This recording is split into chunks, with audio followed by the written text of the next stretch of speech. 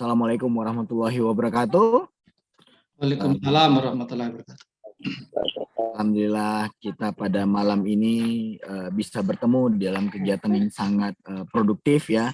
Ini adalah mungkin inisiasi untuk kerjasama dari Universitas Cordova dan Universitas Muhammadiyah Riau. Di sini ada Bapak Hasanuddin ST.MCS selaku Dekan Fakultas Ilmu Komputer di Universitas Cordova, Sumbawa Barat, dan juga di sini dihadiri juga oleh Bapak Dekan Fakultas Ilmu Komputer Universitas Muhammadiyah Riau, Bapak Doni Winarso, Eskom, Mkom.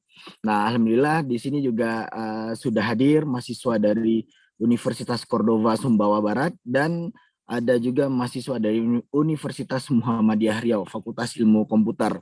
Jadi pada malam ini seperti yang sudah teman-teman mahasiswa ketahui, kita akan mengadakan seminar online. Mungkin ini sangat membantu dari teman-teman mahasiswa ya untuk kiat lulus cepat dan siap kerja. Jadi artinya bagaimana menyelesaikan skripsi dengan cepat, tepat waktu, dan bisa mempersiapkan diri untuk dunia kerja. Ya, sebelum kita mulai, saya memperkenalkan diri dulu. Perkenalkan, nama saya Edo Aribe, Eskom MMSI. Saya adalah dosen dari Fakultas Ilmu Komputer, Program Studi Sistem Informasi Universitas Muhammadiyah Riau, yang alhamdulillah dimintain tolong ya, semoga bisa memoderatori dua universitas yang besar ini, sehingga tidak membuat acara kaku. Dan mohon maaf juga bagi teman-teman mahasiswa dengan kondisi saya seperti ini ya, kondisi lagi di outdoor, jadi kita mungkin dari Pasan juga acaranya juga kita akan buat tidak terlalu kaku, kita santai tapi semuanya kita bahas di sini. Jadi santai tapi serius ya Pak Hasan ya dan Pak Doni. Ya, betul. Nah, jadi kegiatan ini nanti akan diisi pertama oleh kiat-kiat dan bagaimana lulus waktu dari Bapak Hasanuddin di sesi pertama. Setelah itu nanti dari Bapak Doni Winarso. Setelah itu nanti akan mungkin ada sharing dari teman-teman mahasiswa yang dan apa sih kendala-kendalanya dan bagaimana tip dan triknya mungkin dari sudut pandang teman mahasiswa. Nah, yang berikutnya baru kita buka diskusi ya. Diskusi ini kita buka untuk semuanya, tidak ada dari kampus manapun yang hadir di dalam boleh bertanya, mau dari Universitas Cordova, mau dari Universitas Muhammadiyah Riau. Dan tidak lupa juga saya ini memberikan informasi bahwa Bapak Hasanuddin STMCS ini juga dulu adalah sempat wakil dekan di Fakultas Ilmu Komputer Universitas Muhammadiyah Riau. Jadi ceritanya ini adalah alumni ya, alumni ketemu Bapak Hasan lagi di kampus yang berbeda. Dan alhamdulillah kita dengan ikatan emosional yang sangat baik, kita moga-moga memberikan dampak positif bagi dua fakultas ilmu komputer yang berbeda universitas, berbeda pulau, berbeda wilayah di Indonesia. Satu wilayah tengah, satu wilayah barat. Moga-moga wilayah ini tidak bisa tidak memberikan ini ya perbedaan sangat berarti ya Pak Hasan ya dan Pak Doni. Ya. Jadi acara malam ini juga santai seperti ngopi bareng lah ya. Jadi tidak usah terlalu kaku. Bagi teman-teman mahasiswa, kita santai, keluarkan saja apa kira-kira masalah teman-teman mahasiswa dalam menghadapi skripsi, dalam mempersiapkan skripsi, dan apa kendala-kendalanya dibahas saja di sini. Nanti insya Allah akan dibantu dijelaskan oleh Bapak Dekan dari Fakultas Ilmu Komputer Universitas Cordova, Bapak Hasanuddin, dan juga Bapak Dekan Fakultas Ilmu Komputer Universitas Muhammadiyah Riau, Bapak Doni Winarso. Oke, kalau begitu kita nggak usah memperpanjang lagi, kita masuk sesi pertama. Mungkin kita akan persilakan Bapak Hasanuddin, Bapak Dekan Fakultas Ilmu Komputer Universitas Cordova sebagai pemateri pertama untuk memberikan bagaimana nih Pak Hasan untuk kita sebagai mahasiswa itu kiat lulus cepat atau tepat waktu deh. Terus bagaimana kita mempersiapkan diri untuk dunia kerja? Ya, topik yang sangat dibutuhkan oleh mahasiswa-mahasiswa tingkat akhir. Ya, oke. Pak Hasan mungkin kita beri waktu 20-30 menit untuk memberikan materinya. Teman-teman mahasiswa, kalau bisa on cam biar kita bisa lihat reaksi teman-teman mahasiswa. Oke, Pak Hasan dipersilakan. Terima kasih banyak Pak Edo. Bismillahirrahmanirrahim. Assalamualaikum warahmatullahi wabarakatuh. Waalaikumsalam warahmatullahi wabarakatuh. Yang saya hormati Pak Fakultas Ilmu Komputer Universitas Muhammadiyah Riau, Pak Winarso, MKOM, kemudian Pak Edo Aribe, MMSI dari Fakultas Ilmu Komputer juga Muhammadiyah Riau. Terima kasih banyak nih Pak Edo sudah bisa hadir untuk mengawal dan membawa acara kita pada malam hari yang berbahagia ini. Alhamdulillahirabbil alamin. Wassalatu wassalamu ala asrafil anbiya wal mursalin wa ala alihi washabihi ajmain. Ya, jadi di kesempatan pertama ini saya ingin menyampaikan bisa dibilang sharing lah Pak Edo ya, Pak Doni ya. Jadi kita dalam Ya, rangka benar, Pak. dua institusi, dalam hal ini Fakultas Ilmu Komputer Universitas Muhammadiyah Riau, yang kedua itu Fakultas Teknik Universitas Cordova, Pak Edo. Karena di kami itu Fakultas Teknik ya, masuk bukan Fakultas Ilmu Komputer. Maaf, teknik Pak. ya. Ada Teknik ya. ya, ada teknik pertambangan, ada teknik sipil, ada Oke, siap. teknik industri, dan ada teknik informatika. Ya. Siap. Nah, kalau di UMRI ada fakultas sendiri ya, Fakultas Ilmu Komputer, yang di dalamnya ada teknik informatika dan sistem informasi. Nah, kegiatan kita pada malam yang berbahagia ini tidak terlepas dari ikatan emosional ya kami ya, baik itu di UMRI maupun Undova, karena bagaimanapun saya pernah menjadi bagian ya dalam perkembangannya Universitas Muhammadiyah Riau saat itu 2011 sampai 2019 saya di sana. Nah, mulai dari dosen teknik informatika sampai kemudian menjadi kaprodi teknik informatika sampai menjadi kepala BAK, terakhirnya menjadi wakil dekan ya. Dan Pak Doni, saat ini saya mengenakan baju wisuda kita dulu ya, pernah ini kita gunakan bersama ya, masih saya simpan ya. Kalau baju PTM tuh Pak. Ya, baju PTM.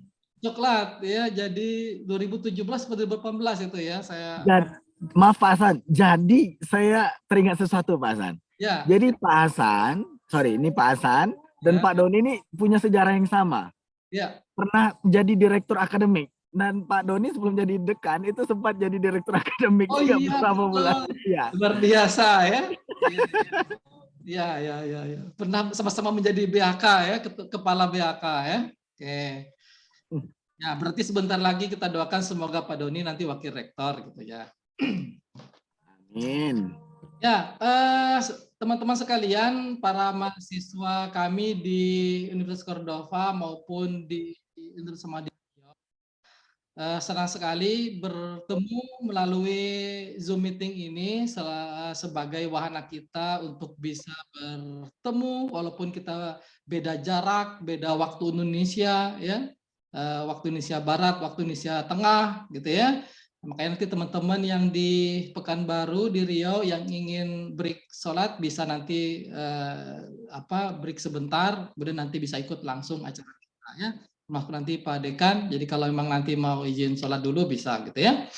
Nah, di kesempatan awal ini saya ingin sedikit sharing ya dari beberapa hal yang menjadi kegusaran saya Pak Edo, Pak Doni, karena bagaimanapun isu terkait lulus tepat waktu dan lulus cepat waktu itu, termasuk juga siap kerja, itu adalah isu yang sebenarnya bukan masalah baru gitu ya, dan selalu menjadi masalah utama dimanapun gitu ya.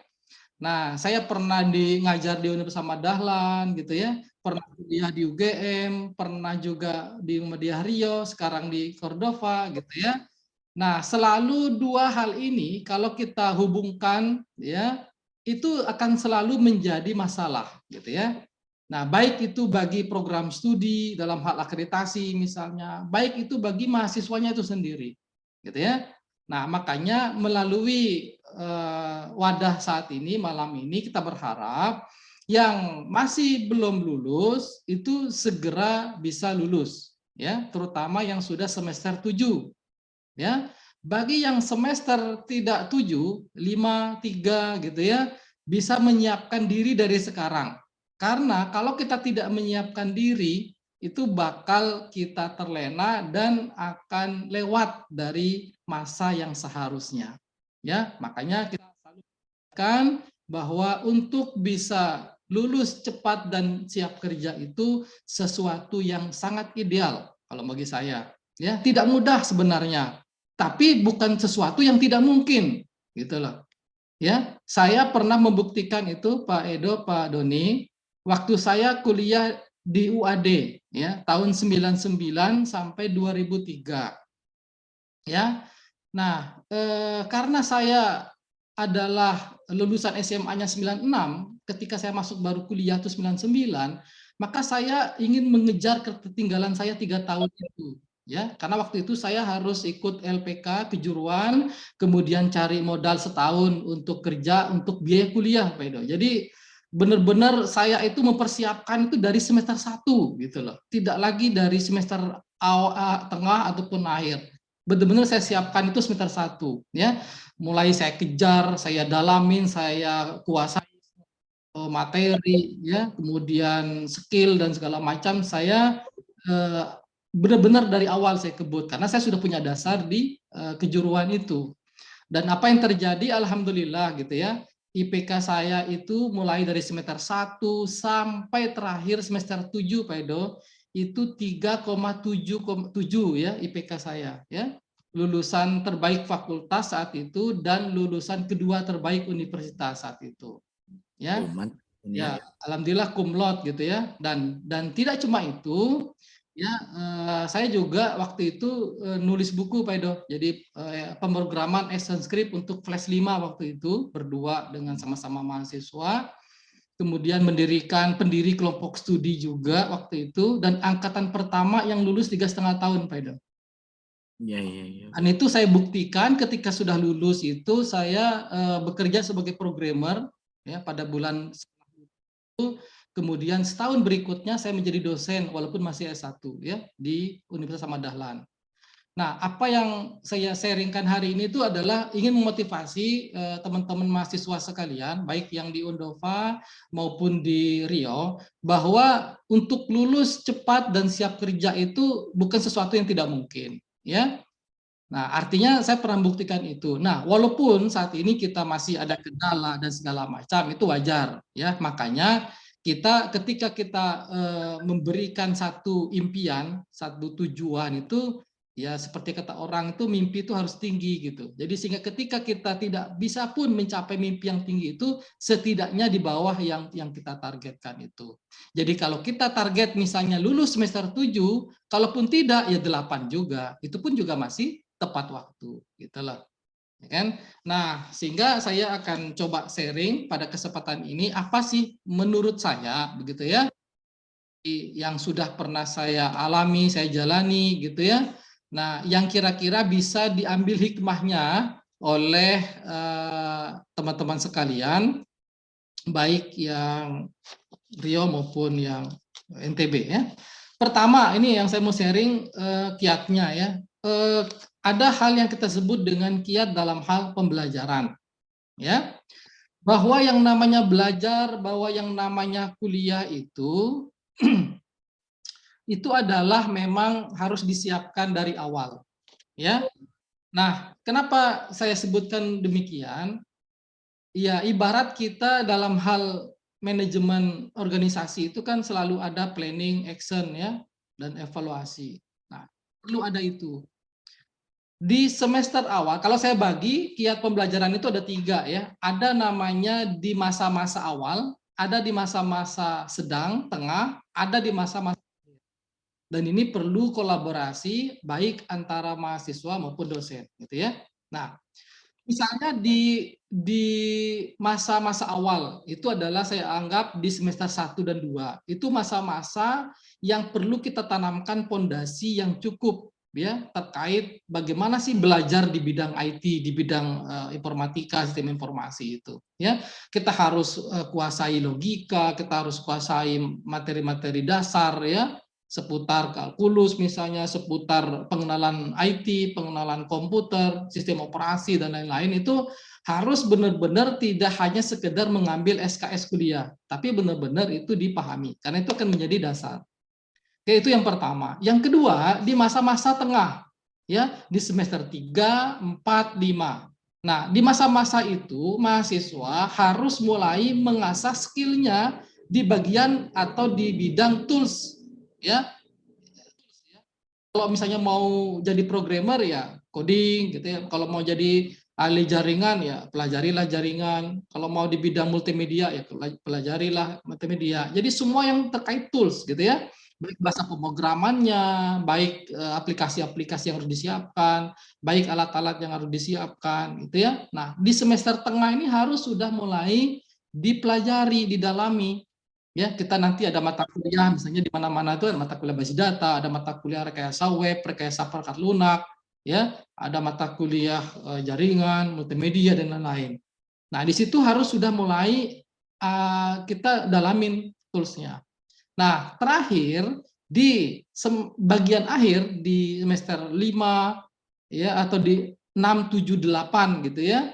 Nah, itu tuh masa-masa yang sudah harus studi kasus kalau menurut saya itu sudah harus cari-cari info, sudah harus ke lapangan, kan ada di situ ada kerja praktek, tugas proyek, skripsi gitu ya, KKN. Nah, disitulah kita mencari ide-ide. Kira-kira kalau nanti kita skripsi itu apa idenya? Jadi fondasi kita sudah kuat, tools sudah kita kuasai, ya studi kasus kita dapatkan di bagian akhir. Maka tidak ada alasan untuk tidak bisa lulus cepat atau tepat itu. Nah, apalagi kalau kita sudah kuasai tools tadi, ya insya Allah lah namanya siap kerja itu sudah bisa kita pegang. Ya, walaupun urusan kita dapat kerja apa tidak, apakah jadi pengusaha atau tidak gitu ya, atau pegawai negeri swasta gitu ya, itu kan urusan apa ya, urusan takdir ya, tapi kita kan harus ikhtiar gitu maksud saya. Nah, itu kiat pertama ya dari saya ya, jadi bahwa kita harus dalam hal pembelajaran itu mengatur strategi, ya, mengatur strategi tadi ya, strategi awal, tengah dan akhir.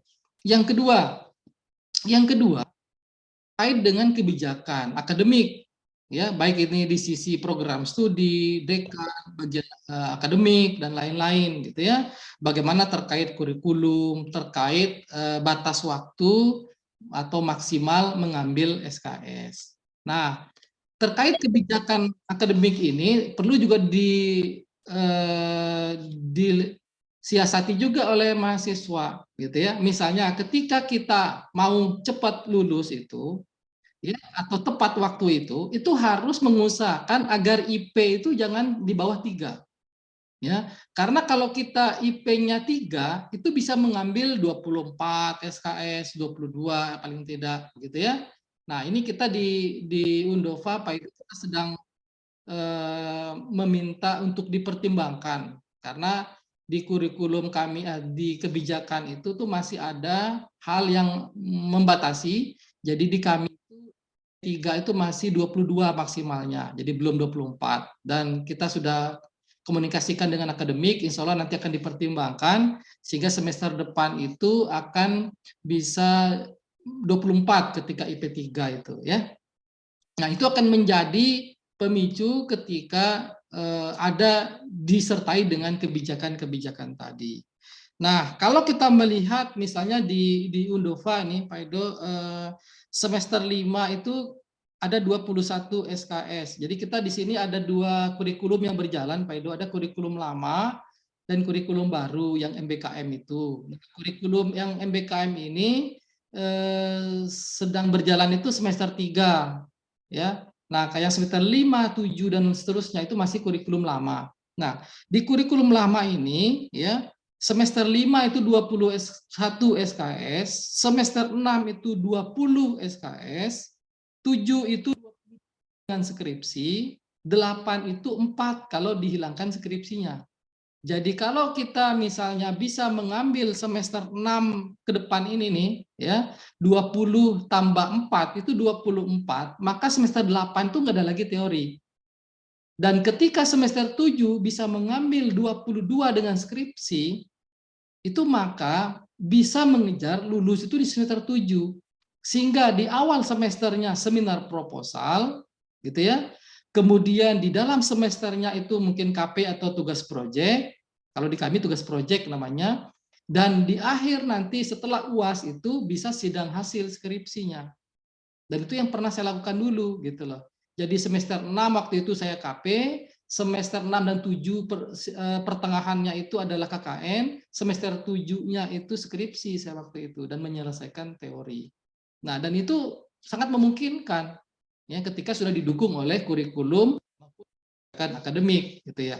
Nah, sehingga itu yang kami coba canangkan Pak Edo, Pak Doni di semester depan ini di informatika terutama kita akan coba canangkan semoga nanti mahasiswa kami itu bisa lulus di semester 7 dengan skenario tadi ya. Semester 6 harus semester 5 ini harus IP-nya 3 atau 3,5, bisa mengambil 24 di semester 6 sehingga habislah teori di semester 8 dan nanti sudah menyiapkan proposal dan skill-nya tadi agar nanti di semester 7 sudah bisa proposal, mengerjakan skripsi, dan di akhir UAS, setelah UAS itu bisa sidang hasil, gitu ya. Oke, kemudian saya sharing untuk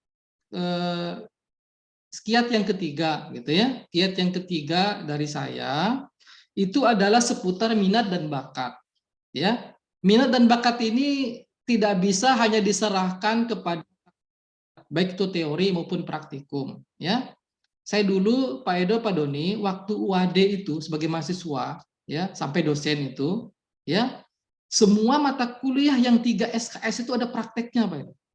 Jadi mau kalkulus pun, mau metode numerik pun, mau statistik pun, itu ada praktikumnya gitu. Apalagi yang pemrograman gitu. Jadi kami waktu itu ya misalnya 7 mengambil mata kuliah, bisa jadi 6-nya itu praktikum semua itu.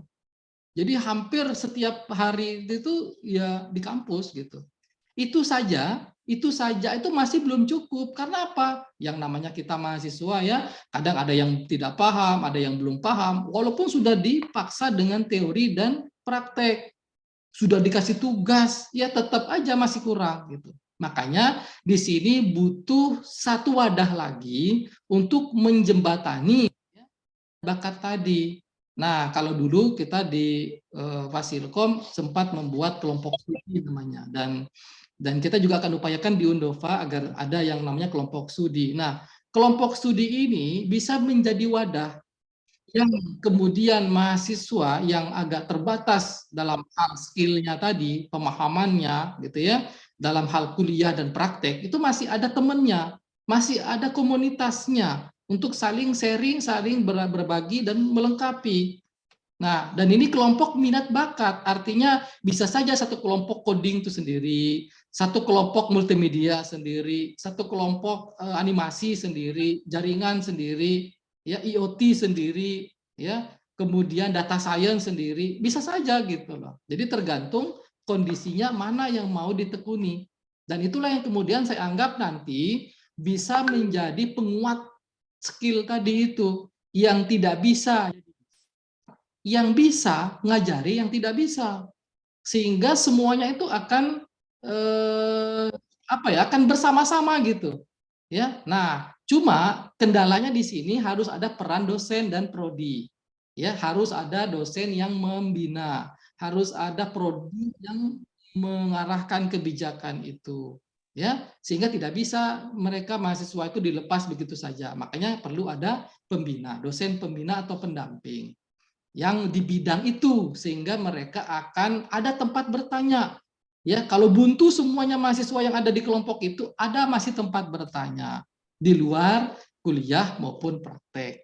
Nah, sehingga disitulah kemudian ya kami dulu waktu di UAD, disitulah kami wadah untuk mengasah skill.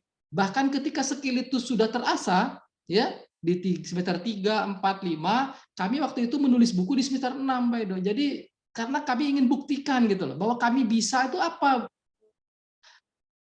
indikatornya, apa parameternya bahwa kami itu membuktikan diri bisa. Akhirnya kami satu nulis buku, yang kedua ya melaksanakan workshop untuk mahasiswa-mahasiswa itu. Nah, itu saya rasa semoga gitu ya kalau itu terimplementasi berjalan dengan baik, ya bisalah diupayakan agar cepat dan siap kerja itu ya. Dan terakhir yang ingin saya sampaikan terkait kiat ini, itu adalah perlu kolaborasi, perlu kerjasama, ya. Baik itu institusi, ya, apakah antara prodi dengan prodi lain di dalam fakultas, apakah fakultas A dengan fakultas B dalam satu universitas, maupun antara universitas A dengan universitas B. Dan itulah yang kemudian kita inisiasi saat ini, ya, dengan Fakultas Ilmu Komputer di Muhammadiyah Riau, dengan Fakultas Teknik yang ada di Undova. Ke depan bisa saja ini bukan berhenti di sini gitu loh. Semoga nanti kita bisa inisiasi dengan Pak Dekan, ya, Pak Silkom, Umri, untuk bisa kita tidak lanjuti dalam bentuk misalnya MOU gitu ya. Bisa MOU-nya seputar dosen, bisa MOU-nya seputar mahasiswa, bisa saja nanti kita bisa workshop bareng, bisa saja kita bisa kelompok studi lintas universitas gitu ya.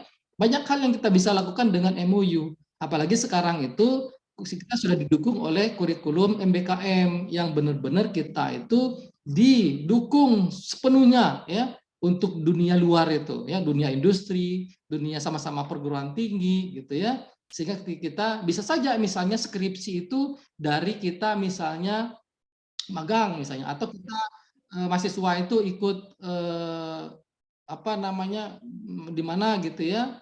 Itu bisa saja dijadikan skripsi ya. Mahasiswa kami juga Pak Edo, Pak Doni itu kemarin ada yang ikut ya di Green Academy itu kerjasama antara perusahaan tambang di kami dengan pemerintah apa Dikti, Kemendikbudikti. Jadi itu ada semacam magang mahasiswa dan itu kita konversi ke dalam skripsi gitu. Nah, dan itu bisa mempercepat juga nanti untuk bisa lulus. Nah, jadi saya berharap nanti buat Pak Doni, Pak Edo, semoga kita nanti bisa menginisiasi pertemuan kita malam ini, semoga nanti bisa kita kolaborasikan, dan bagi mahasiswa kami di Undova maupun UMRI, semoga nanti ke depan kita bisa punya acara-acara yang memang bisa saling berkolaborasi ya sesama mahasiswa dengan dosen dan lain-lain gitu ya. Nah, saya rasa itu ya dari saya, Pak Edo. Semoga nanti ini bisa menjadi pembuka lah ya diskusi kita nanti, baik mahasiswa kita maupun nanti maupun yang hadir ya pada kesempatan hari ini. Saya rasa sementara dari saya itu, Pak Edo, bisa nanti dilanjutkan oleh Pak Doni. Kita minta sharingnya seperti apa kiat-kiat yang bisa kita petik pada malam ini dari Fakultas Ilmu Komputer yang sudah saat ini sudah maju, sudah sukses. Semoga nanti kesuksesan itu bisa kami terapkan juga di Universitas Cordova. Ya, saya kembalikan ke Pak Edo. Silakan Pak Edo. Oke, terima kasih Pak Hasan. Wah, alhamdulillah nih banyak ilmu yang bisa kita ambil dari Pak Dekan Fakultas Teknik. Tadi saya minta maaf ya teman-teman dari mahasiswa Fakultas Teknik Undova. Saya kirain Fakultas Ilmu Komputer, jadi ternyata Ya, Fakultas Teknik sama Fakultas Teknik. seperti UIN Suka, Fakultas Teknik karena ada Ya, sains komputer di sana. ya. Ya, jadi banyak ya poin-poin yang bisa kita ambil dari pemaparan dari Bapak Dekan Pak Hasanuddin STMCS itu strategi awal. Jadi artinya apa yang bisa kita lakukan nih? Strategi apa nih? Sama artinya seperti main bola. Pemain bola. Jadi kalau bola itu kalau kita main nggak ada strategi ya nggak akan bisa menang. Indonesia nggak akan bisa menang lawan Kamboja kalau nggak punya strategi ya Pak Hasan ya. Nah begitu juga perkuliahan. Perkuliahan juga punya strategi. Apakah kita strateginya seperti apa? Kita melihat situasi yang ada di kampus kita masing-masing. Ada juga tadi kebijakan akademik terkait dari jumlah SKS dan lain-lain gitu ya, jumlah mata kuliah apa aja mata kuliah yang tidak boleh C atau seperti apa yang tidak boleh D gitu ya. Nah, itu termasuk mahasiswa harus tahu. Jadi jangan jangan nggak tahu dengan jumlah mata apa dengan mata kuliahnya, jumlah SKS per semesternya karena itu terkait nanti strategi apa yang mau kita ambil gitu. Untuk selama 8 semester atau 4 tahun selama di kampus mau dari Undova ataupun dari Universitas Muhammadiyah Riau. Nah, mungkin juga sedikit Pak Hasan kalau kami sekarang sudah dikonversi seluruhnya mau mahasiswa yang semester 7, 5 3 dan 1 itu sudah menggunakan MBKM Pak Hasan. Jadi artinya yang mungkin 2 tahun belakangan ini belum menggunakan semester 7 atau 5 tidak menggunakan MBKM itu kami konversi ke kurikulum MBKM. Nah, dan kami itu juga baru 1 tahunan inilah baru bisa merasakan 24 SKS Pak Hasan. Biasanya kami dengan kurikulum yang lama itu cuma 20 SKS maksimal Pak Hasan. Jadi makanya kami juga dari UMRI ini agak sedikit kesulitan untuk mendapatkan 3,5 tahun. Nah, mungkin di kurikulum MBKM ini kita bisa membuat strategi itu untuk bisa menamatkan atau meluluskan mahasiswa dalam waktu 3,5 tahun, bahkan kalau bisa mentoknya di 4 tahun, jangan sampai lebih dari 4 tahun. Ya, jadi mungkin itu pemaparan dari Pak Hasan. Alhamdulillah mungkin kita teman-teman mahasiswa bisa mengambil manfaatnya. Kita beralih ke narasumber yang kedua yang mungkin tidak kalah hebatnya dari Pak Hasan ya, karena kedua-duanya ini adalah Bapak Dekan dari 2 fakultas. Jadi saya agak agak gimana gitu kan mendampingi Bapak Dekan gitu kan. Ya oke, silakan Pak Doni Winarso, Bapak Dekan Fakultas Ilmu Komputer Universitas Muhammadiyah Riau. Dipersilakan Pak Doni. Baik, terima kasih Pak Edo atas kesempatannya yang sudah diberikan kepada saya untuk dapat terus memandu jalannya acara kita malam hari ini. Suara saya bisa didengar jelas, clear di sana, Pak Edo? Sangat jelas Pak Don, Sangat jelas. silakan. Ya. Baik. Baik, bismillahirrahmanirrahim. Assalamualaikum warahmatullahi wabarakatuh. Waalaikumsalam warahmatullahi wabarakatuh. Pertama tentu kita bersyukur kepada Allah Subhanahu wa taala dan bersalawat kepada Nabi besar Muhammad sallallahu alaihi wasallam. Ucapan Allahumma sholli ala Muhammad wa ala ali Muhammad. Saya mengucapkan ribuan terima kasih nih kepada Pak Dekan Teknik Cordova nih. Karena teman-teman hadirin semuanya, beliau ini adalah sosok menjadi panutan dalam hidup dan kehidupan saya nih. Dulu beliau adalah dosen saya, ya. Beliau merupakan salah satu figur bagi saya untuk ya pada akhirnya saya bisa menapaki sebagai dosen dan juga saat ini dipercaya sebagai dekan di Fakultas Ilmu Komputer Universitas Muhammadiyah Riau.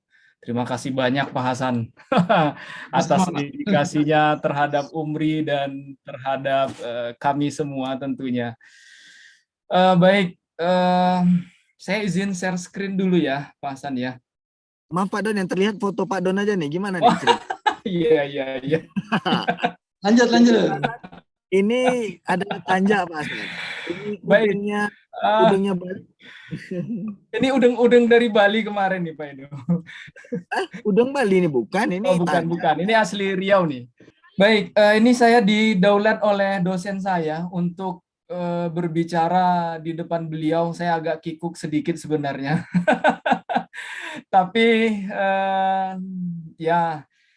ini merupakan salah satu tantangan bagi mahasiswa memang. Ketika menjadi mahasiswa, pasti angan-angannya ingin lulus tepat waktu tentunya ya. Lulus tepat waktu. Permasalahan mahasiswa itu ketika sudah di akhir-akhir semester itu biasanya ada deskripsi ya, biasanya Pak Hasan gitu ya.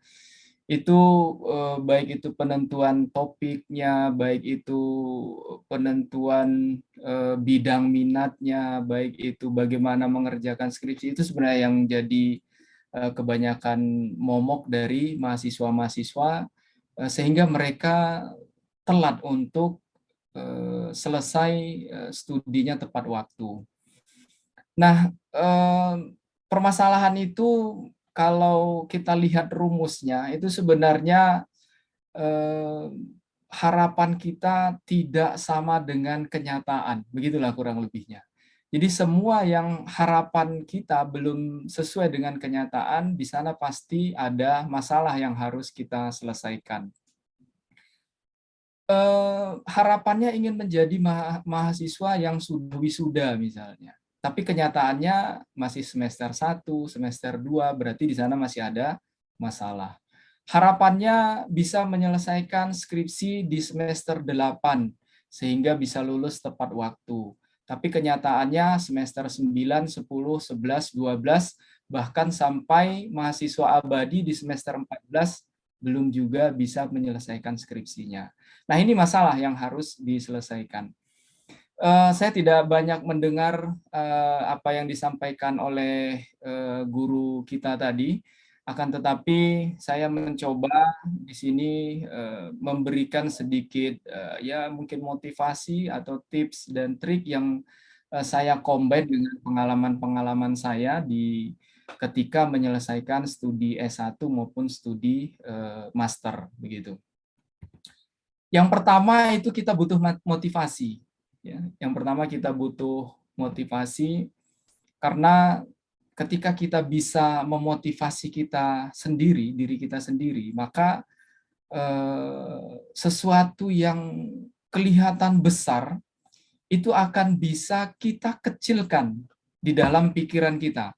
Sehingga sesuatu yang besar kemudian bisa kecil di dalam pikiran kita, itu bisa kita gapai, kita raih, dan kita capai. Sehingga niat dan harapan untuk dapat lulus tepat waktu, atau bahkan lulus cepat waktu, itu bisa kita raih. Sehingga harapan tadi bisa sesuai dengan kenyataan. Tapi tergantung lagi dengan kurikulum yang disediakan oleh kampus. Kalau di UMRI, kalau sekarang kurikulumnya Pak Edo belum memperbolehkan untuk bisa lulus 3,5 tahun, ya, karena di semester 8 itu masih ada beberapa mata kuliah yang harus diselesaikan. Mungkin kalau di Fakultas Teknik Cordova mungkin bisa diselesaikan. Nah, kenapa kita butuh untuk bisa memotivasi diri? Ya, seperti quote yang ada di slide saya ini, ya. Selain dapat diraih dengan akademik yang cemerlang, wisuda juga bisa diraih dengan semangat. Terkadang ada beberapa hal ya, yang itu tidak bisa diselesaikan secara akademik, tapi bisa dibantu dengan semangat yang kuat. Saya dulu pernah mengalami ketika menyelesaikan tesis master saya sudah di akhir-akhir semester 6 untuk menyelesaikan tesis saya. Saya itu kesulitan dengan pembimbing, karena pembimbing saya itu S1, S2, S3-nya itu lulusan Jepang. Sehingga percepatan saya untuk mengikuti lari beliau itu agak sedikit sulit. Namun suatu ketika saya ketemu beliau di malam hari selesai sholat Isya. Saya ketemu beliau, kemudian saya ajak cerita, dan kebetulan di malam itu beliau mau diajak cerita. Biasanya tertutup banget beliau, gitu ya. Tapi karena saya semangat untuk terus mencoba supaya tesis saya itu bisa selesai dan dapat arahan yang baik dari beliau, akhirnya sambil makan malam itu bisa selesai, gitu.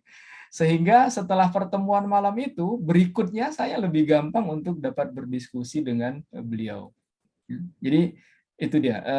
Yang penting kita selalu punya semangat, selalu punya motivasi untuk terus bisa menyelesaikan studi kita di jenjang S1, S2 ataupun S3 nantinya. Kemudian selain dari semangat, kita butuh menentukan ya apa tujuan kita sebenarnya. Saya pernah mendengar dari seseorang yang juga guru saya, beliau sering mengatakan sampailah di tujuan sebelum berlayar. Ini nggak tahu saya pepatah dari mana, tapi beliau sering menyampaikan seperti itu. Maknanya apa? Ketika kita ingin mencapai sesuatu, kita harus bisa membayangkan, kita harus bisa merencanakan bahwa di dalam pikiran dan hati kita itu kita sudah sampai ke tujuan yang akan kita capai tersebut. Sehingga dalam arti kata, sampailah di tujuan sebelum berlayar itu kita harus merencanakan, kita harus membuat planning-planning sehingga sebelum kita sampai, tahapan-tahapan yang akan kita lakukan itu sudah terbayang di kepala kita. Karena kalau kita lihat metrik dari kesuksesan dan perencanaan, ya, itu kita dikatakan berhasil ketika kita merencanakan sesuatu, ya. Ketika kita merencanakan, ya, kita sudah bisa sukses. Tapi kalau kita sudah merencanakan, ya, tidak berhasil, minimal kita sukses untuk merencanakan, seperti itu. Kemudian kalau kita tidak merencanakan, tapi kita berhasil, yaitu kebetulan. Nah, gitu ya. Tapi itu kebetulan. Tapi itu sangat jarang, ya. Mungkin persentasenya bisa 1:1000 atau mungkin 1:10.000. Sesuatu yang tidak direncanakan itu bisa berhasil. Minimal meskipun tidak dituliskan di dalam kertas atau di dalam media-media lain, tetapi mungkin orang yang sudah berhasil tetapi dia tidak terlihat merencanakan, itu dia merencanakan di dalam pikirannya sehingga dia sudah sampai ke tujuan sebelum dia berlayar, begitu. Kemudian bagaimana dia bisa berhasil kalau tidak merencanakan, ya? Itu sudah tidak berhasil dia, artinya dia gagal. Untuk merencanakan sesuatu saja dia tidak bisa, bagaimana dia mau berhasil, bagaimana dia mau sukses, seperti itu. Sehingga kita harus selalu membuat rencana-rencana di dalam kehidupan kita.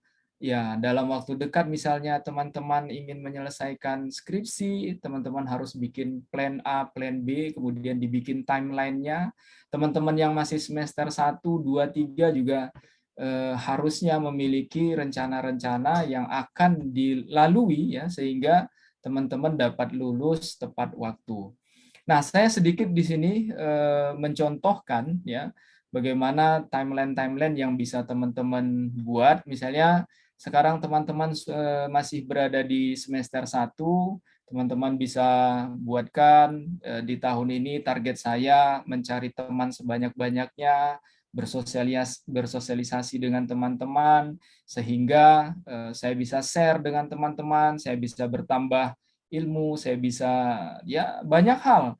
Karena silaturahmi itu selain memudahkan atau memurahkan rezeki juga bisa memanjangkan umur, misalnya, gitu ya. Itu hadis dari Rasulullah SAW. Kemudian di tahun 2003 misalnya teman-teman sudah mulai menjurus arahnya mau kemana. Sebab di ilmu komputer itu kalau kita lihat computing curricula sangat banyak cabangnya. Ya, sangat banyak skill yang harus kita kuasai kalau kita ingin merangkum semua ilmu komputer. Jadi teman-teman harus bisa melihat, menimbang keahlian apa yang ingin dikuasai. Misalnya ingin menguasai pemrograman misalnya, berarti teman-teman harus mengalokasikan waktu untuk bagaimana bisa mempelajari pemrograman tersebut. Saya sering di Pekanbaru di Riau, luangkan waktu 1 jam saja satu hari untuk mempelajari apa yang bidang minat yang teman-teman inginkan. Insya Allah dalam waktu 6 bulan, paling lama 2 semester, teman-teman itu sudah mulai bisa atau bisa dikatakan teman-teman sudah expert di bidang yang ingin teman-teman kuasai. Misalnya teman-teman ingin menguasai web programming, gitu ya, luangkan waktu 1 jam saja satu hari, terserah waktunya kapan, cari waktu yang kira-kira teman-teman bisa fokus untuk mempelajarinya.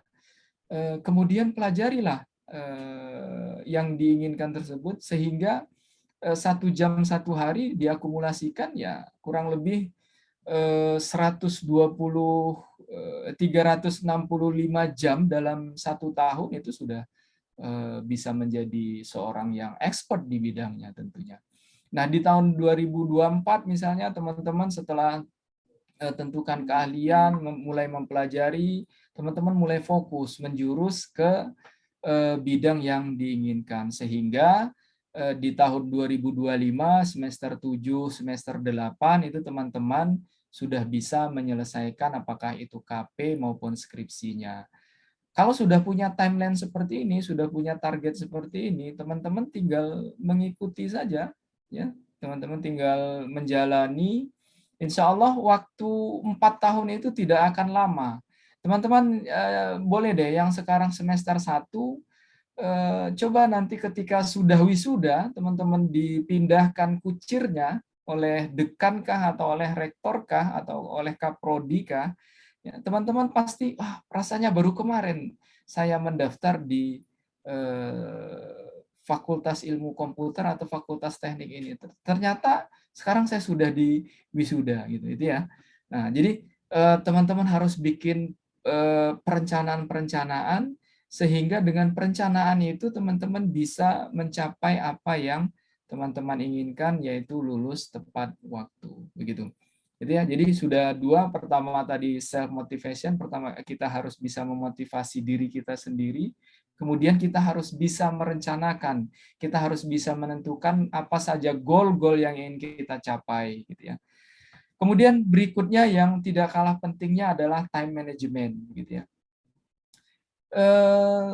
Waktu ini tidak bisa diulang kembali, itu pasti sering kita dengar pepatah seperti itu. Akan tetapi ketika kita menjalaninya itu tidak terasa.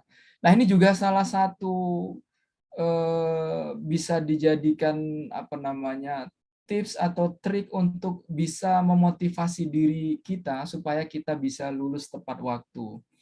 Saya dulu kuliah itu biaya sendiri, sehingga saya targetkan harus lulus tepat waktu. Ya, karena waktu itu bagi saya adalah uang. Artinya gini, kalau teman-teman telat saja 1 semester, berarti teman-teman harus membayar uang SPP semester berikutnya. Ya, ketika membayar tentu mengeluarkan uang. Nah, kalau kita bisa memanajemen waktu dengan baik, kita targetkan semester 1 sampai semester 8, di semester 8 kita bisa selesai tepat waktu, artinya kita hanya butuh 4 tahun, ya, 4 tahun untuk menyelesaikan S1, ya. Sehingga waktu ini berkorelasi dengan uang, ya. Waktu ini berkorelasi dengan uang. Semakin lambat kita lulus, ya semakin menjadi donatur fakultas lah kita. Semakin menjadi donatur universitas. Ya, artinya kita menyumbang saja, karena tentu di semester 9, 10, 11 berikutnya itu sudah tinggal skripsi saja, ya, gitu, tidak ada materi kuliah, mungkin hanya tinggal menyelesaikan skripsi, tapi kita membayar SPP. Jadi ada 3 hal yang tidak bisa dikembalikan. Pertama, waktu, kesempatan, dan perkataan. Di sini saya yang garis bawahi, yang jadi poin pentingnya adalah waktu. Jadi teman-teman harus bisa memanage waktu, mengelola waktu, sehingga waktu yang ada teman-teman pergunakan sebaik mungkin ketika kuliah, ikuti dengan baik, ketika menyelesaikan tugas, ikuti dengan baik, ketika menyelesaikan skripsi, ya coba dikelola waktunya dengan baik, gitu ya. Karena waktu itu tidak bisa diputar, ya. Apalagi dijilat seperti es krim, gitu ya. Nah, itu yang perlu diperhatikan, ya, waktu itu, ya. Kemudian stres. Nah, ini kemarin Pak Hasan dan teman-teman semua, ada mahasiswa saya, bimbingan saya, ya, yang meneliti terkait dengan stres. Jadi dia bikin AI, ya, bikin AI untuk menilai stres mahasiswa nih, stres mahasiswa. Dan itu sudah dipublish juga penelitiannya. Jadi ternyata mahasiswa ini, dia itu stres menjadi mahasiswa itu semester 6 sampai semester 8. Jadi hasil dari penelitian dia itu, yang saya lihat data-datanya, itu mahasiswa itu banyak stres mulai dari semester 6 sampai semester 8. Pertama, dia stres ketika semester 6, semester 7, semester 8 itu menghadapi kerja praktek kalau di kami. Kerja praktek itu diwajibkan oleh Pak Edo untuk bikin aplikasi, bikin sistem. Sehingga teman-teman mahasiswa yang dalam tanda kutip codingannya lemah, itu dia kepikiran terus mungkin, bagaimana saya bisa menyelesaikan KP saya harus bla bla harus belajar ngoding sementara kemampuan saya enggak bisa gitu ya. Nah, ini mulai stres mereka. Semester 7 ketika masuk kerja praktek dan praskripsi itu mereka lebih stres lagi karena ada dua hal yang penting. Di praskripsi mereka harus menyelesaikan proposal dan juga dikejar-kejar kerja prakteknya gitu. Nah, di semester 8 dia harus menyelesaikan skripsinya. Nah, mengelola stres ini penting bagi mahasiswa, terutama mahasiswa semester akhir. Ya. Katanya lebih bagus lebih bagus putus cinta daripada ngerjain skripsi. Banyak yang bilang seperti itu, Pak Hasan. Karena saking stres mungkin ya, karena saking stresnya mengerjakan skripsi itu. Nah, stres ini harus kita kelola. Bagaimana kita mengelola stres ini? Ya, pertama, sesuatu masalah itu jangan terlalu dipikirkan dan juga jangan terlalu disepelekan. Contoh seperti skripsi deh. Skripsi itu kalau kita pikirkan itu nggak akan selesai. Ya, dia akan selesai kalau kita kerjakan. Nah, seperti itu. Nah, mengerjakan skripsi itu juga nggak serta-merta harus selesai 1 hari, dicicil saja. Kalau tadi saya kasih trik untuk bisa mengerjakan sesuatu yang kita inginkan 1 jam 1 hari, begitu juga teman-teman bisa menyelesaikan skripsi, mengerjakan skripsi, itu dicicil. Teman-teman tuliskan saja 1 jam 1 hari di depan laptop, yang penting apa saja dituliskan sesuai dengan panduan skripsi yang ada di fakultas masing-masing tentunya, gitu ya. Dan stres itu bisa membuat banyak penyakit loh. Jadi kalau menghadapi stres di kuliah ya, itu enggak usah terlalu dipikirkan gitu ya. Bahwa enjoy saja, tapi jangan juga terlalu dilupakan, karena kalau terlalu dilupakan juga tidak akan selesai. Gitu. Ini terakhir tips dari saya. Pertama, apa kelebihan dan kekurangan diri. Jadi teman-teman harus bisa melihat kelebihan saya ini yang bisa saya gunakan untuk bisa mempercepat saya lulus kuliah apa. Kemudian juga teman-teman harus bisa memetakan apa saja kekurangan dari diri teman-teman. Sehingga dengan tahu apa kelebihan, tahu apa kekurangan, teman-teman bisa mapping ya, kalau kekurangan bisa ditutupi, kalau kelebihan ada memiliki kelebihan bisa dimanfaatkan untuk bisa menyelesaikan kuliahnya tepat waktu. Kemudian teman-teman harus bisa menentukan skala prioritas. Mungkin bagi teman-teman yang kuliah malam di Undova ada yang kelas malam, Pak Dekan? Tidak ada, cuma Tidak ada ya. Ya. Sabtu Bagi Minggu ada. Oke, bagi teman-teman yang sambil bekerja, kuliah malam itu tentu bisa harus menentukan skala prioritas mana yang dianggap penting terlebih dahulu didulukan gitu.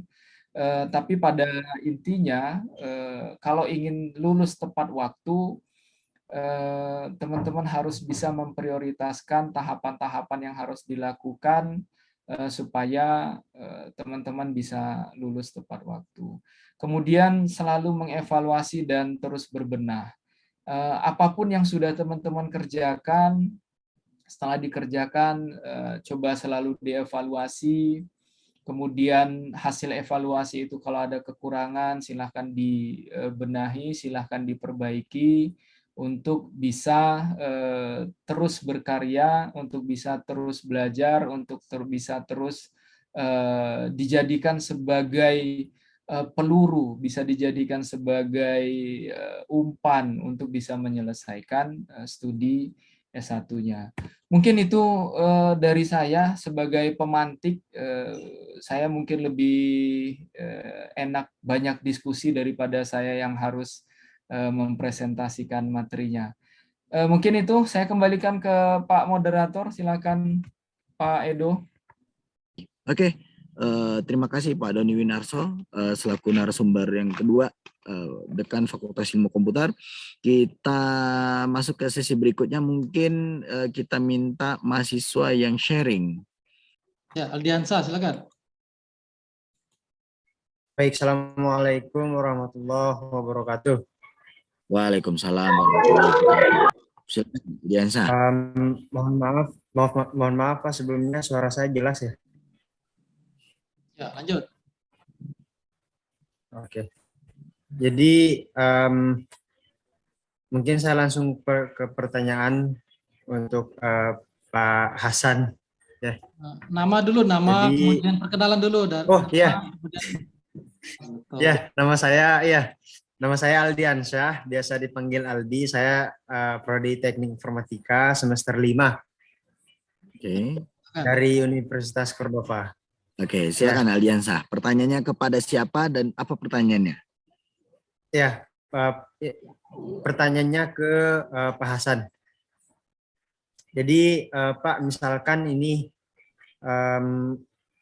misalkan saya lah Pak, ada tawaran dari dosen untuk menentukan keahlian kita gitu, bahwa ini loh kita fokusnya ke kamu cocoknya di jaringan, terus ada lagi dosen-dosen lain menyarankan ini loh kamu di multimedia saja, kamu di pemrograman gitu. Nah itu kan tawaran-tawaran yang diberikan itu dengan alasan-alasan yang diberikan itu kan membuat kita kebingungan gitu Pak. Jadi sekiranya bagaimana cara untuk bisa kita tentukan, bagaimana cara kita menentukan fokus kita itu gitu, entah itu ke multimedia, pemrograman atau ke jaringan seperti itu. Mungkin sekian dari saya Pak. Assalamualaikum warahmatullahi wabarakatuh. Waalaikumsalam warahmatullahi wabarakatuh. Maaf Aldiansa, jaringan saya agak sedikit ngadat nih. Jadi kalau nggak salah saya dengar, dosen mengarahkan ke keahlian tertentu. Begitu Aldiansa? Ya. Oke, jadi sehingga kamu bingung nih. Aduh, saya kok diarahin ke multimedia ya? Emang saya jago di multimedia atau emang passion saya di multimedia? Seperti itu Aldiansa? Ya. Oke, terus bagaimana nih saya harus menghadapinya? Bagaimana saya mencari jati diri saya, kompetensi saya? Ya, Aldiansa ya gitu ya? Oke, kira-kira seperti gimana itu. Pak Hasan? Kita tunggu atau kita langsung jawab Pak Hasan? Pertanyaan dari Aldiansa tadi ya, semester 5 Informatika Fakultas Teknik Undova ya, terkait dengan bagaimana ketika dosen-dosen ini mengarahkan mahasiswanya untuk mendalami satu bidang gitu ya. Apakah pemrograman, multimedia dan lain-lain gitu ya. Sehingga kemudian mahasiswa ini ya bingung gitu ya, sebenarnya pilih mana sih sebenarnya gitu ya. Nah, jadi begini ya, adik-adik sekalian, teman-teman sekalian, para mahasiswa, yang namanya kita belajar, apalagi diberikan mata kuliah, baik itu 144 SKS, ataupun ada yang mungkin 150 SKS, yang dibagi-bagilah jenis mata kuliahnya itu, ada yang wajib, ada yang pilihan, ada yang wajib minat, segala macam, itu bukan untuk kita kemudian pusing. Ya, tapi harusnya itu dijadikan sebagai bekal. Nah, ibarat kita mau perang itu, kita dikasih banyak amunisi, banyak senjata, itu adalah untuk bekal, bukan untuk bingung ketika mau perang itu pakai senjata mana. Seperti itu kalau saya. Jadi, kalaupun ada misalnya ya diberikan masukan, oh kamu bagusnya coding, oh kamu bagusnya multimedia, bagusnya jaringan, itu anggaplah sebagai masukan saja. Ya, masukan saja. Nah, tinggal dijalanin saja. Dicoba aja dulu coding. Kalau emang kira-kira enjoy, kemudian bisa didalamin, ya mungkin itulah bidangnya. Kalau enggak, ya dicari aja yang lain. Karena yang namanya skill itu atau kompetensi itu sebenarnya enak ngukurnya, ya Pak Ido, Pak Doni dan teman-teman sekalian, enak ngukurnya. Kalau kita misalnya ngoding 1 jam ngoding terasa enak gitu ya, nggak terasa waktu itu berputar, itu berarti kita sudah memang bidangnya itu. Itu aja sekanunya, penekanannya atau tandanya.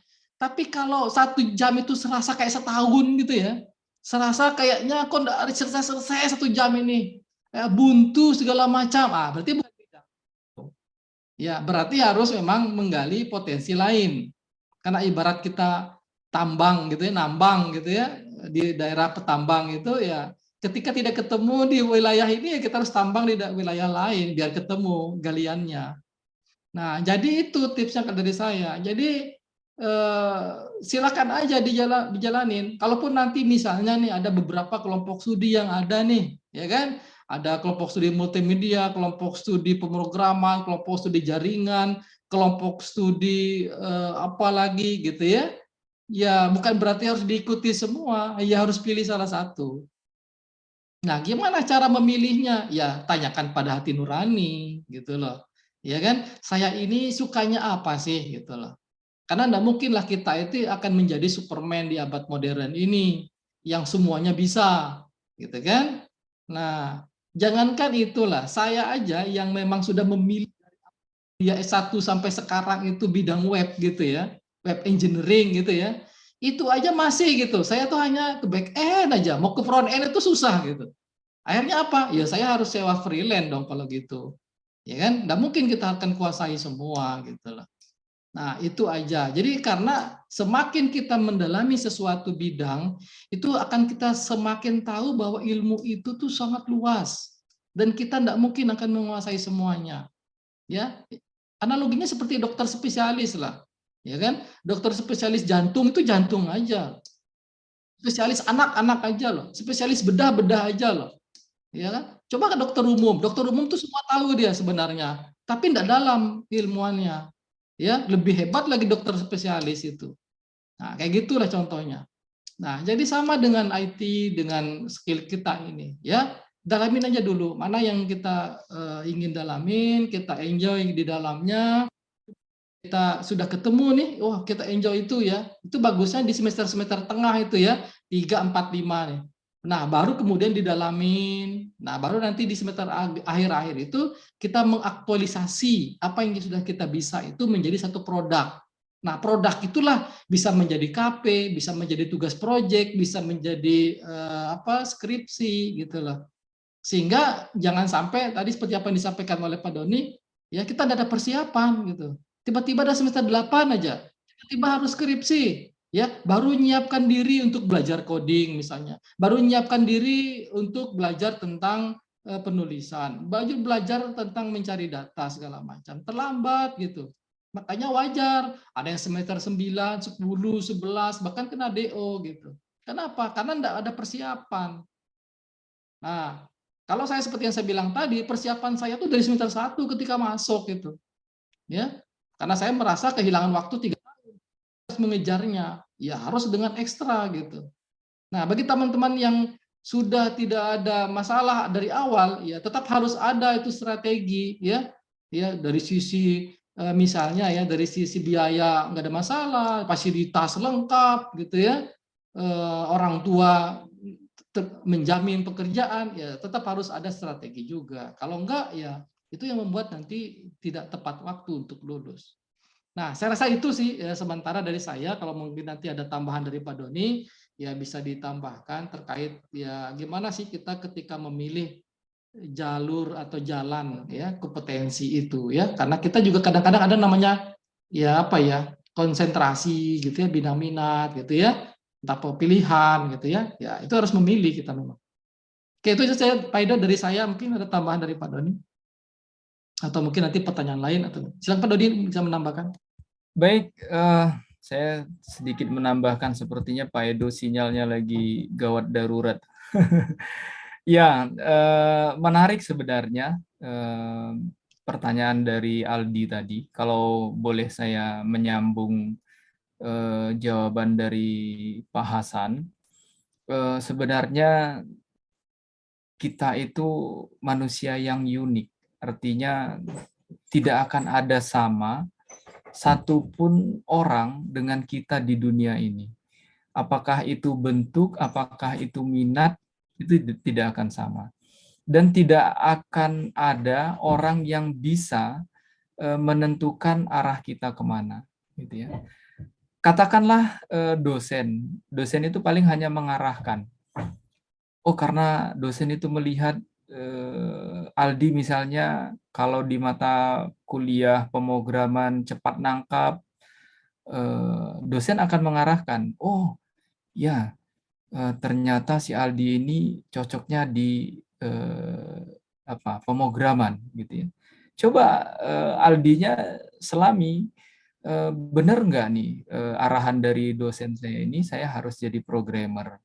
Cara ngetesnya yang seperti kata Pak Dekan tadi, tinggal duduk saja di depan komputer, kira-kira kalau betah ngoding selama 1 jam, 2 jam, 3 jam, bahkan mungkin 1 harian penuh, ya, kita enjoy, kita senang dalam ngoding itu, ya berarti passion kita memang di sana, gitu. Bahkan saya pernah ngoding itu dari pagi sampai tengah malam itu nggak terasa gitu waktunya, gitu. Istirahatnya sholat makan gitu aja Pak Dekan. Artinya ya memang passion kita di situ mungkin ya Pak Dekan ya. Bahkan pernah sampai saya nyelesain aplikasi itu ya kepala itu sampai cenut-cenut itu pernah juga gitu ya. Bahkan sampai rambut hijrah gini pun itu mungkin gara-gara kebanyakan mikir. Luar biasa. Gitu. Tapi memang asik ya. Ketika kita menemui error ya di codingan itu jadi tantangan. Kalau yang passionnya ke programming ya, itu akan menjadi tantangan. Begitu error kita makin penasaran tuh, gitu ya. Begitu error makin penasaran, begitu error makin penasaran. Itu yang harus kita selesaikan. Nah begitu mungkin saya menambahkan sedikit trik saya dari saya. Ya kita sendiri yang harus menentukan kemana passion kita, kemana arah bidang minat yang kita inginkan di dunia ilmu komputer. Karena ilmu komputer itu sangat luas, ya sangat luas. Profesor aja itu ketika didaulat sebagai profesor itu tidak semua keilmuan yang dia kuasai. Bahkan itu kalau kita lihat hanya sepele saja, hanya mengembangkan sebuah metode yang bisa meningkatkan akurasi saja. Misalnya itu beberapa profesor sudah seperti itu sudah didaulat sebagai profesor. Itu sepele menurut kita, tapi ternyata ketika kita dalami filosofinya itu memang sangat luar biasa yang sedikit itu. Jadi Aldi bisa tentukan diri Aldi sendiri, passionnya kemana, bidang minatnya kemana, tanpa harus ditentukan oleh dosen Aldi. Gitu. Mungkin seperti itu tambahan dari saya, Pak Hasan. Dari Umri mana nih suaranya? Silakan. Ada Indra Citra Sakina. Silakan Indra. Baik, Assalamualaikum warahmatullahi wabarakatuh. Waalaikumsalam. Perkenalkan Pak, nama saya Indah Citra Sakinah, semester 5 dari Universitas Muhammadiyah Riau. Pertanyaan yang saya ajukan kepada Bapak dosen, itu Bapak Hasanuddin dan Bapak Doni Nurato, yaitu dari tadi kan kita sudah membahas tentang kiat-kiat bagaimana cepatnya lulus, apa saja yang harus kita persiapkan dari sekarang. Cuman ada satu hal yang menjadi momok tersendiri bagi diri saya Pak, untuk mempersiapkan setelah Bapak jelaskan tadi sudah saya terapkan dari mulai saya menginjak semester 1 di Universitas Muhammadiyah Riau. Cuman yang jadi pertanyaan untuk saya itu mempertanyakan tentang bagaimana sih saya untuk bisa menyiapkan mental saya, menyiapkan diri saya untuk terjun nantinya di dunia kerja Pak. Karena sampai saat ini saya masih mencari-cari apa yang bisa saya pegang untuk bisa saya pertahankan nanti saat melamar kerja, bahwa saya memiliki ini, atau saya bisa di multimedia Pak, saya kuat di programmer. Cuman itu pun pastinya tentu butuh arahan dan tips-tips dari dosen-dosen hebat kita, baik dari Bapak Hasanuddin dan Bapak Doni Nurato. Terima kasih. Oke, terima kasih. Saya dulu Pak Doni atau mana? Silakan Pak Hasan. Oke, terima kasih Indah tadi ya dari Fasilkom Umri ya. Pertanyaannya luar biasa. Jadi bagaimana menyiapkan mental di dunia kerja? Karena salah satu topik yang kita bahas di sini itu adalah tidak hanya lulus cepat atau tepat waktu, tapi juga siap kerja. Nah, siap kerja di sini itu punya ya tadi ada hubungan dengan menyiapkan mental. Artinya menyiapkan mental untuk bekerja. Nah, bekerja itu nanti bisa dibagi dua secara umumnya, bisa menciptakan lapangan pekerjaan atau menjadi wira swasta atau bisa saja bekerja pada satu tempat, baik itu swasta maupun negeri gitu ya. Nah, terkait dengan bagaimana menyiapkan mental itu tipsnya adalah kita harus siapkan skill tadi dulu ya. Jadi kita menyiapkan mental ini bisa berbarengan, tapi bagusnya kita siapkan dulu skill kita tadi. Nah, jadi kalau tadi saya membagi ada semester awal, kemudian semester tengah, akhir. Nah, menyiapkan mental itu bisa di semester agak akhir ini, di semester 6, 7, 8. Menyiapkan skill tadi itu bisa di semester tengah ini ya, 3, 4, 5. Nah, jadi sambil kita terjun ke lapangan, sambil kita bisa mengukur diri ya, dan studi kasus dan segala macam, itu ya sekaligus kita menyiapkan mental. Nah, kalau kita analogikan lagi ini ya dalam hal menyiapkan mental itu ya, sama ketika kita itu belajar berenang, gitu ya. Ketika kita sudah paham teorinya, sudah kita coba diajarkan dan kita sudah paham, ya kan? Jangan langsung berenang di laut, gitu loh, maksud saya. Jadi bertahap gitu loh. Tes mental itu bertahap. Pertama tes dulu di pinggir kolam yang sudah mungkin 2 meter, 3 meter gitu kan. Kalau berhasil bisa menerapkannya ya udah tes lagi di tengah kolam yang sudah agak dalam. Bisa lagi udah di sungai habis itu di laut gitu. Udah itu mental insya Allah akan kuat gitu.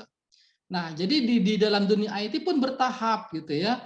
Tes dulu dari mungkin tugas mata kuliah atau mungkin tugas kerja praktek lah begitu ya. Kan disuruh magang gitu kan. Di situ kan ada dosen pembimbing ya sudah didampingi lah begitu ya. Kita di lapangan. Ya, kalaupun nanti ada tugas proyek itu benar-benar kita tes mental di bidang nyari proyek, didampingi juga oleh dosen. Nah, ketika didampingi ini sudah, nah maka kita lanjutkan gimana kalau tidak didampingi. Ya, nyari itu freelance itu ya di Project Sco-ID itu ya, portal freelance itu, ya kan? Banyak itu komunitas-komunitas freelance, ya kan? Nah, termasuk saya pun di Sahajah Innovation itu di CV saya itu juga membangun jaringan freelance gitu ya. Bisa coba dulu dengan proyek-proyek yang tidak usah ngejar materi dulu deh. Yang penting bisa ngerjakan proyeknya. Ya, yang proyeknya ya bisa mungkin hanya ratusan ribu gitu ya, enggak masalah. Tes gitu. Nah, kalau misalnya sudah, ya udah kita buat yang proyek skala besar, menengah, besar. Nah, kalau sudah, nah disitulah nanti akhirnya kita bisa ngetes itu ketika kita sudah entah mau skripsi gitu ya, entah di kerja praktek itu kita coba ya bekerja lah ibaratnya gitu secara profesional. Nah, kalau itu sudah ya aman sudah. Artinya mau nanti lulus itu kita sudah dapat kerja gitu ya atau pas habis lulus baru nyari kerja itu insya Allah mental kita sudah siap. Jadi sekali lagi bertahap, kemudian kuasai dulu skillnya, ya, kemudian cari link jaringan, maka habis itu ya trial and error aja lagi, ya. Disitulah kita akan buktikan bahwa kayak tadi itu kita bisa berenang apa tidak gitu ya. Nah, itu. Saya rasa itu mungkin dari saya, Pak Doni. Pak Edo juga sudah bergabung. Nah, silakan mungkin tambahan dari Pak Doni terkait menyiapkan mental tadi untuk siap kerja. Silakan Pak Doni. Oke, silakan Pak Doni Pasan. Maaf tadi ada telepon dari universitas terkait MBKM.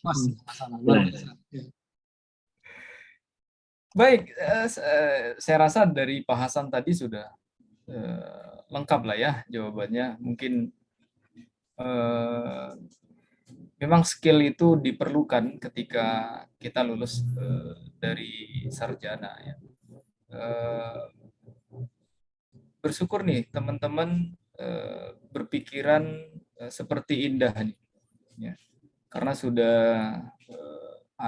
setidaknya sudah ada satu langkah kekhawatiran ketika nanti selesai kuliah, apakah bisa ikut bersaing di dunia kerja dan dunia industri.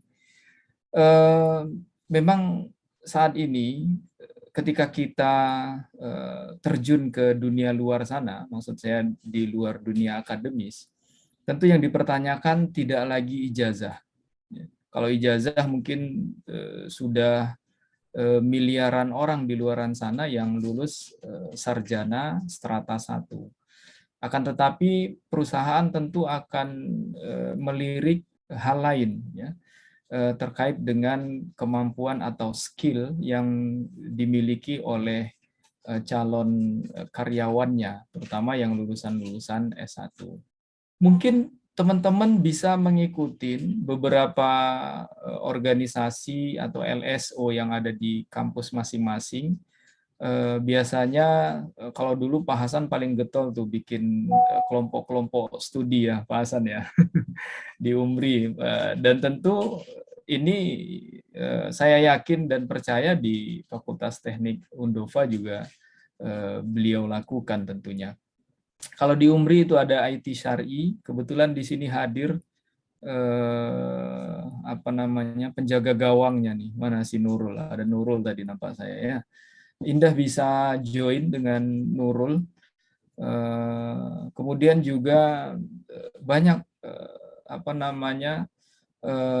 tempat-tempat kursus baik itu berbayar ataupun offline, ya, ataupun yang gratisan ya, yang bisa teman-teman jadikan tempat pembelajaran setelah kampus tentunya untuk meningkatkan skill teman-teman.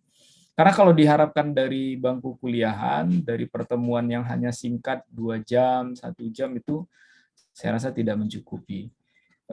Perlu tambahan pembelajaran sendiri, ya, self learning lah, belajar sendiri. Karena sekarang media-media juga sangat banyak. Dan di UMRI Pak Hasan itu kita sudah ada SKPI, mungkin di zaman Pak Hasan sudah ada belum ya SKPI? Lagi nyusun draftnya kalau nggak salah. Oh, lagi nyusun draftnya ya. Kita sudah ada SKPI. Dan untuk mahasiswa dari mulai angkatan 2019 itu kita sudah mulai cicil Pak Hasan dan teman-teman semua untuk kita ambil sertifikasi di semester 7. Jadi kalau di SI itu Pak Edo sudah mempersiapkan sertifikasi mungkin untuk web programming ya Pak Edo ya, web programming ya, yang itu nanti sertifikatnya langsung dari BNSP, sertifikasi BNSP. Kita juga kemarin sudah menjajaki dengan Microsoft Pak Hasan, tapi ketika saya hubungi Microsoft, mereka serahkan ke partner Microsoft yang ada di Indonesia, PT Trust namanya. Mungkin juga nanti teman-teman yang 2020-21 mungkin bisa ambil sertifikasi ke arah sana. Dan itu gratis karena sudah include di SPP untuk di UMRI gitu Pak Hasan kalau di kami. Dan sertifikat pendamping itu perlu ya, perlu teman-teman ikutin, perlu teman-teman dapatin untuk menunjang ketika teman-teman selesai S1 nanti. Jadi teman-teman melamar pekerjaan sudah ada namanya SKPI, Surat Keterangan Pendamping Ijazah. Jadi selama 8 semester itu teman-teman harus berlomba-lomba untuk mendapatkan banyak sertifikat, termasuk mungkin salah satu kegiatan seperti ini nih, webinar-webinar gini, ada sertifikatnya teman-teman kumpuli sehingga nanti ketika lulus itu masuk ke dalam SKPI namanya, Surat Keterangan Pendamping Ijazah. Jadi ketika Indah nanti lulus S1, kalau portfolionya ketika jadi mahasiswa banyak mengikuti webinar, banyak mengikuti training, banyak mengikuti workshop, itu menjadi salah satu pertimbangan bagi perusahaan untuk menerima. Kedua, sekarang eranya digital nih, teman-teman harus paham era digital itu. Rekam jejak kita di sosial media kah, di website kah, di mana-mana itu di internet itu data kita pasti ada. Minimal teman-teman upload foto, upload kegiatan di sosial media itu bisa jadi celah bagi perusahaan untuk melihat lebih jauh siapa calon karyawannya. Jadi saya berpesan kepada teman-teman nih, mumpung jadi mahasiswa, ya eksislah di sosial media gitu ya Pak Hasan. Eksis di sosial media, tapi dalam tanda kutip yang positif, jangan yang negatif. Misalnya teman-teman sudah punya keahlian, ya udah posting di sosial media, menerima pembuatan aplikasi begitu ya. Atau teman-teman punya keahlian lain, silahkan unjukkan ke sosial media. Jadi ketika teman-teman nanti lulus dari bangku kuliahan untuk mendaftar, itu biasanya perusahaan akan melihat rekam jejak digital teman-teman melalui sosial media atau lainnya. Mungkin itu yang jadi tambahan dari saya, Pak Hasan. Oke, sepertinya ada. Oke, boleh Mas Hasan. Oke, jadi ada yang bertanya di kolom chat dari Anjaswadi, semester 7 Informatika Undova.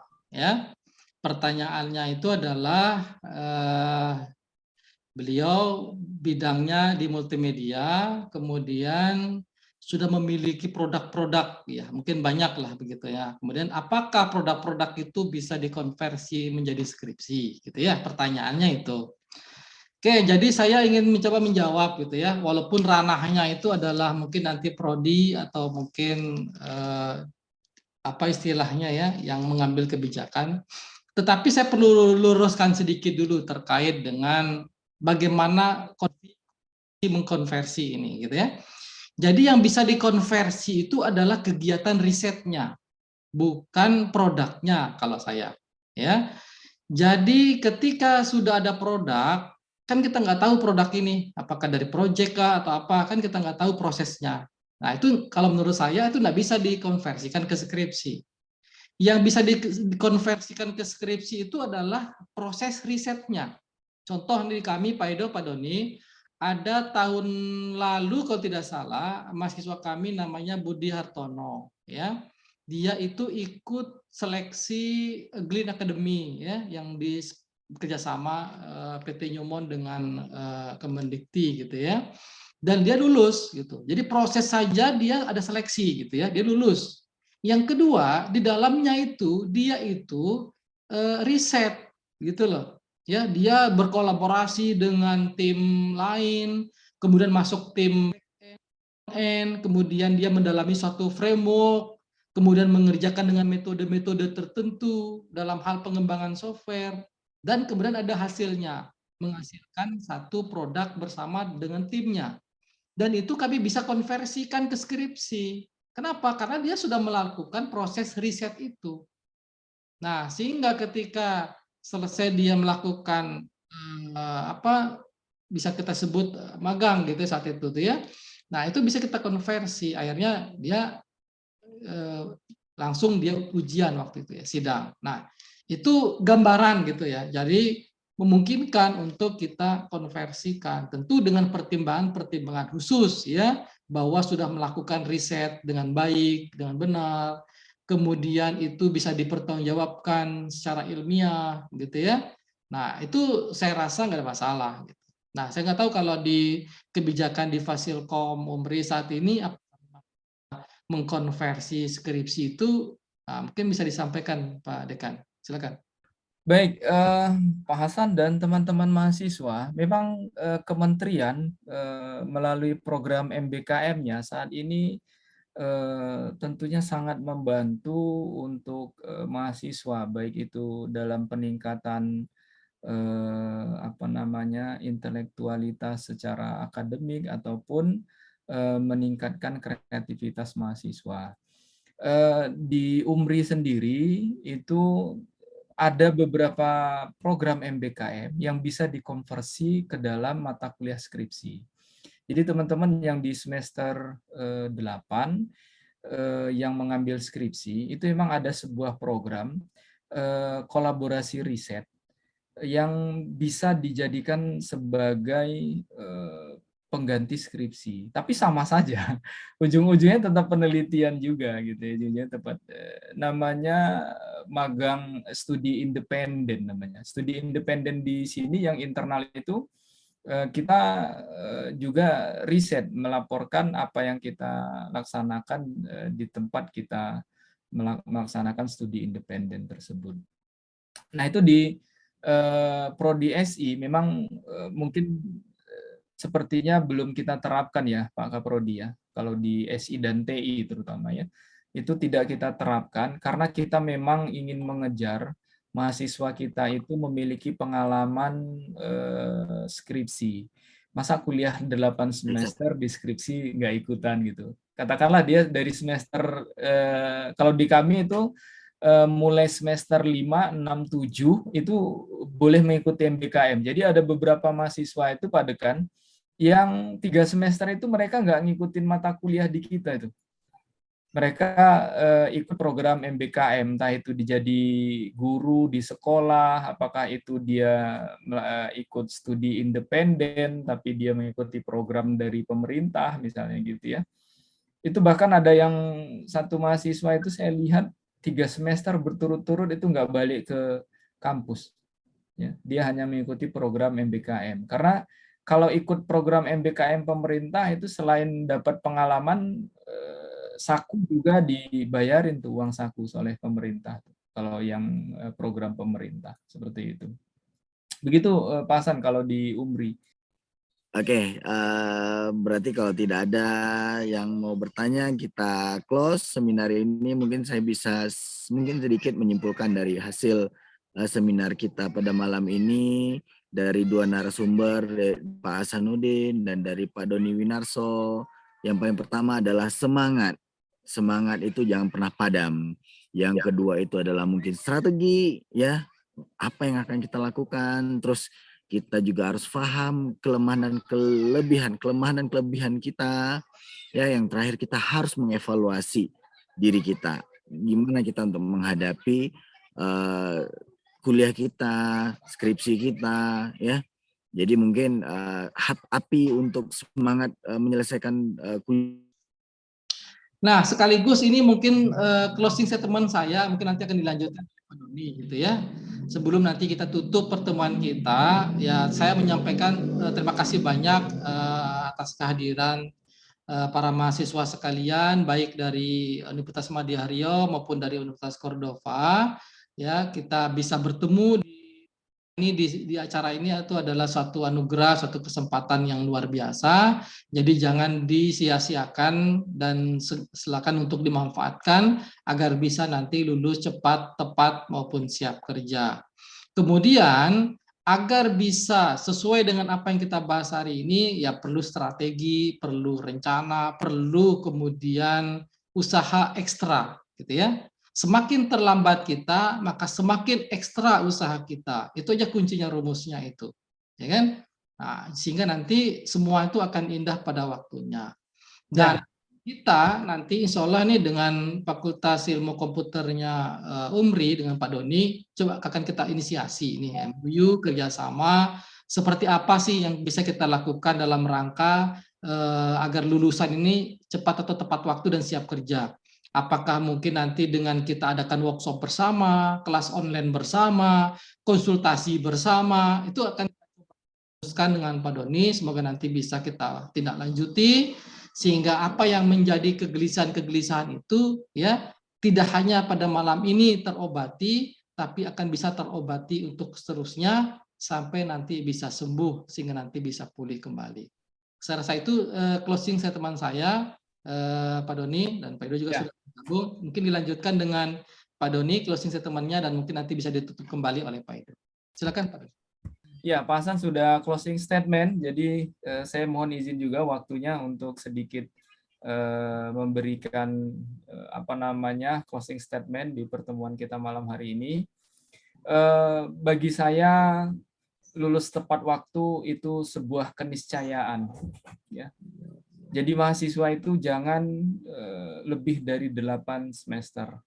Karena 8 semester saja itu sudah lama.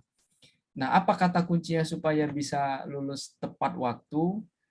Yang pertama adalah fokus terhadap goal atau tujuan yang kita inginkan. Apa goal dan tujuannya? Yaitu lulus tepat waktu 8 semester.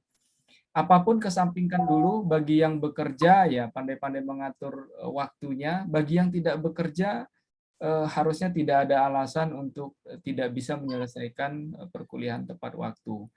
Kemudian tentu kita sebagai manusia memiliki Rob, memiliki Tuhan, memiliki Allah Subhanahu wa Ta'ala, tempat kita mengadu untuk mempermudah semua urusan kita supaya urusan kita dapat berjalan sesuai dengan yang kita harapkan.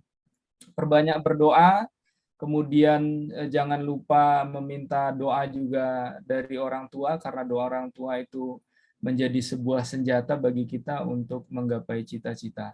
Mungkin itu pesan saya sebagai closing statement di malam hari ini.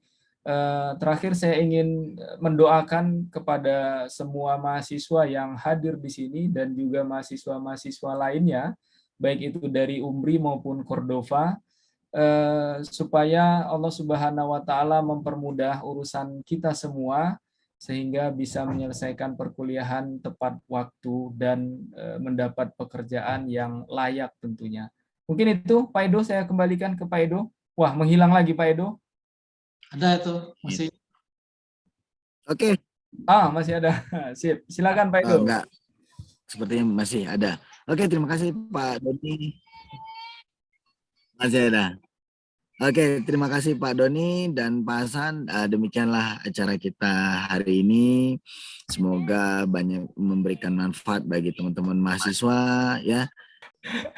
Ya, jadi saya mewakili Pak Edo selaku moderator dan selaku yang menginisiasi juga bersama kami Dekan Fakultas Teknik Undufa, saya Saudin, dan Dekan Fakultas Ilmu Komputer Universitas Muhammadiyah Riau, Pak Doni Winarso, ya, mengucapkan terima kasih yang sebesar-besarnya pada para peserta sekalian yang sudah berpartisipasi di dalam kegiatan ini.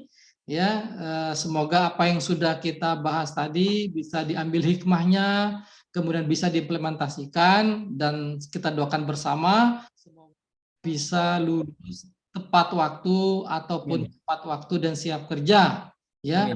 Untuk semester depan dan semester-semester berikutnya. Kemudian kita akhiri bersama dengan hamdalah dan doa kafaratul majelis. Subhanakallah